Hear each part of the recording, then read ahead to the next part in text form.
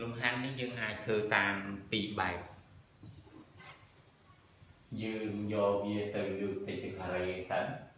ហើយចាំធ្វើតួវាមួយអាហ្នឹងមួយបែបទៀតគឺយើងប្រើរូបមន្តនេះអាពណ៌ខៀវនេះអាពណ៌ខ្មៅនេះអានេះពុកសេរីដែលយើងគិតថាវាជាអាថេធម្មតាអាថេតូលអានេះគឺជាកន្សោមអាថេប្រើអុយអញ្ចឹងលំហាត់នេះបើយើងប្រើអុយលឿនជាងតែគេអត់ចេះមើលប្រើអុយនេះប្រើមួយនេះអុយព្រីមអុយស្ទើរអានអញ្ចឹងគ្រូចាប់សុខថាអុយហ្នឹងគឺស្មើពីអីដកមួយអញ្ចឹងមើលគ្រូចាប់ដើមសេណាអានទេក្រាយបើយើងយកពីអីដកមួយយកទៅព្រីមមើលគ្រូតើយកទៅព្រីមវាចេញប៉ុន្មានវាចេញ2តែមានគុណពីមុខវានេះវាលេខ1ទេអញ្ចឹងដើម្បីឲ្យវាចេញ1វិញវាត្រូវចែកនឹង2អញ្ចឹងវាត្រូវ1លើ2មើលគ្រូទាន់អត់ហើយ 2x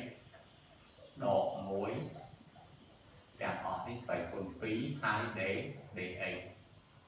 ស្មើនឹងលេខមេគុណ1ភាគ2គ្រូទុកអត់ដែរយើងមើលនេះ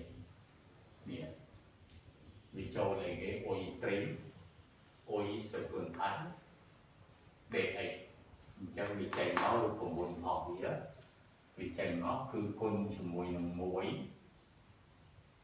លើ n បូក1 n នេះយើងស្គាល់ហើយ2បូក1បាន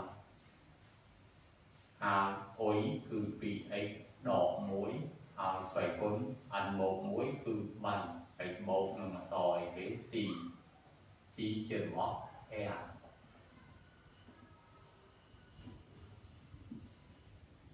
ជាប់មកលទ្ធផលវា1គុណ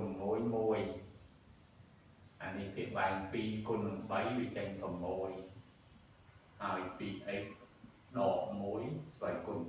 3បូកនឹងអក្សរ c នេះហើយជាលទ្ធផលរបស់វានេះតែបើយើងគុណពលាតវាអត់ចេញអញ្ចឹងទេ